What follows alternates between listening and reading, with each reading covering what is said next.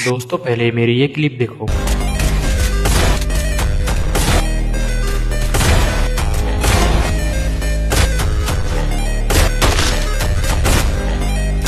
अगर आपको भी मेरी तरह वुडपीकर से खतरनाक हेडशॉट मारना है तो मेरे बताए गए सेंसिटिविटी को एक बार जरूर से ट्राई करो। अपने जर्नल को 156 और रेड डॉट को 105 और डी लुक को 100 कर लेना, फिर देखना आपका भी मेरी तरह हैकर की तरह लाल हेडशॉट लगेगा। वीडियो अच्छी लगी हो तो लाइक करके अपने 5 दोस्तों को शेयर कर दो और फॉलो करना भूलना मत।